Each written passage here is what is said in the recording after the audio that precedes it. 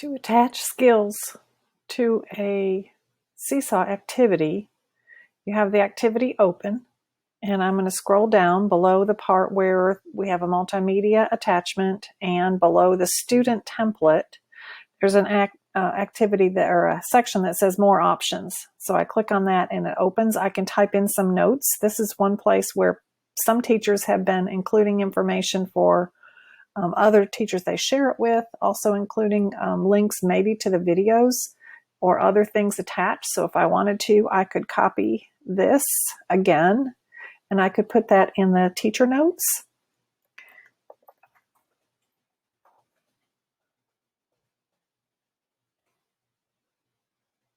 So to credit the place where the video is taken from, I can attach that link right here to show where it's, which company or which product I'm borrowing from.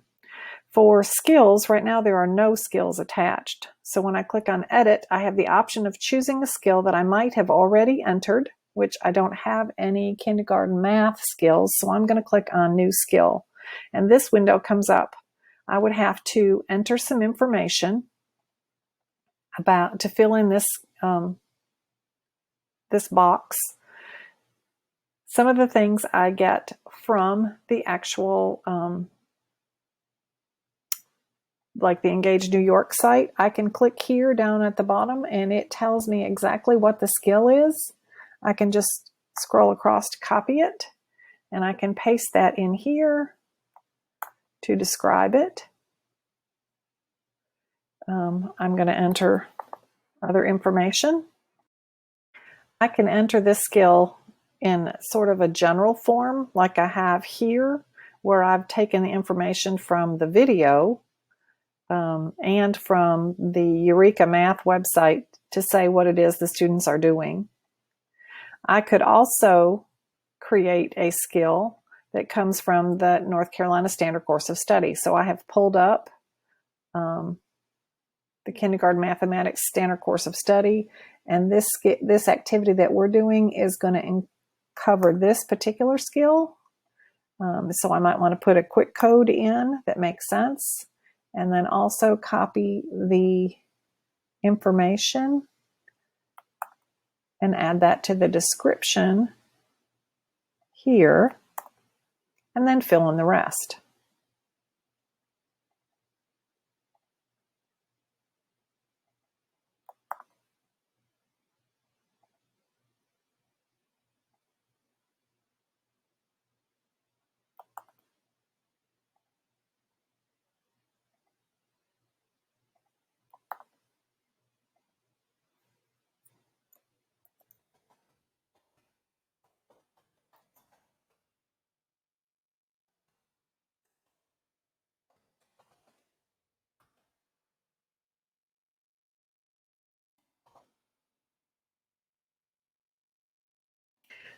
So I've just created 3 different skills that I could link to this particular activity. So it's modeling numbers between 4 and 6 in different ways. It's counting forward, not starting at 1. And it also is asking the students to write numerals up to 20. Those skills are linked to this activity now when I hit check. So down at the bottom, instead of saying none, it's going to, if I expand it, show the skills that were linked. Whoops. And when I hit save, that should show up at the bottom. The skills are, here's my teacher notes with a direct link to the video. It shows that there are 3 skills. And so then I could share this to the school libraries. I did not use anything that was not already open to the public, so I could post it on the Seesaw library since I'm a Seesaw ambassador, but most of you might not be able to do that. You could share to the school or district libraries. So I would pick the grade level. I would pick the subject. And then I share to all the libraries at once. You wouldn't have access to all those. You would probably have access to the Burke County District Library and then to the school, the actual school library where you belong. So you click share. If I wanted to at any point, I could remove that activity from there.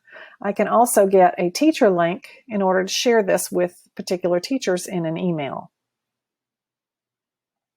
Now I'm ready to assign this to my students. So I click on Assign, and I'm going to assign it to 2 classes, just in case. When I click on Assign to 2 classes, it comes up, and I can view it in the class. There it is. Now, some of the teachers that I've been talking with have not been attaching the student template correctly. So when they click on Add Response, nothing happens. This will only pull up a student template.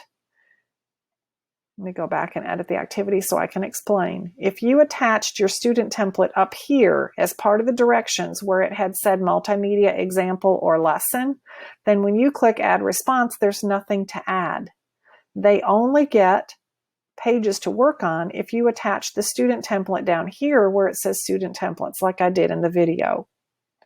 Now, if I want to, I can hit Add Response because I have a sample student in this class. And when it comes up, it should create a page or a set of pages for that student to work on. All 11 pages that I created as part of the activity are ready for this student to work on. And if you wanted to, instead of putting this multimedia example or lesson on here that I got from YouTube, you could turn on Loom right now and create a Loom video telling the students how to do the activity and demonstrating for them.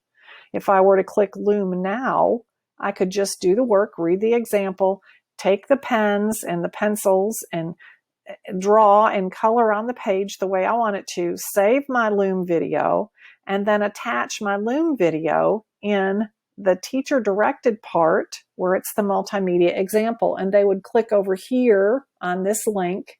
And instead of opening a YouTube video I borrowed from the other website, they would click on it and they would see me doing the work of this actual lesson itself. So hopefully all of this has been helpful in creating student activities in Seesaw that have a multimedia lesson or example attached and a student template that the students can work in. If you have any questions, feel free to contact your ITF, or if you need to, you can contact me at csnow@burke.k12.nc.us.